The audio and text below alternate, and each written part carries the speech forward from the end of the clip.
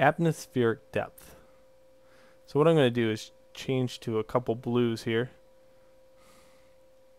So I got this light blue, maybe a little bit lighter with a gray in there, and I got this other blue. Okay, so I'm going to take this gradient tool and go ahead and click and drag up.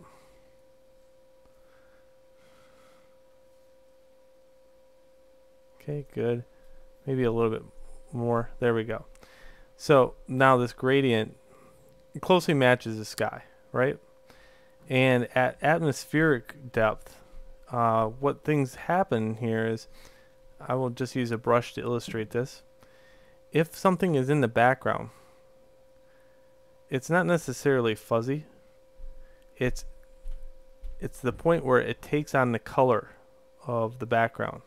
So here, for example, let's say I have in this region some kind of blue, okay? But what happens here is it doesn't just take on that property, it takes on the fact that it also has this mixed in with it.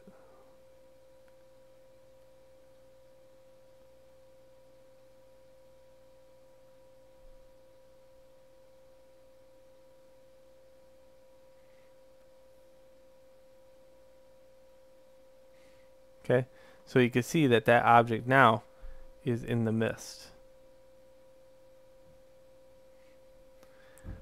So if I do that one more time, let's say I build something in the midground, I start pulling this up,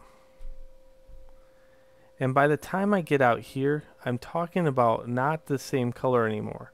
I'm talking about a color that would be pulling away from the fact that this stuff is existing. So actually I can go like green if I wanted to. So all the colors exist here, they can go up, but if that same green existed here, I would have to take the opacity down.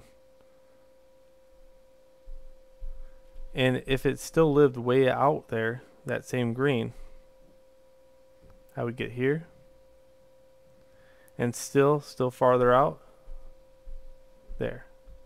So that is depth. Atmospheric depth allows the contrasty color to be up front, and as you go back, that same color starts fading into the background.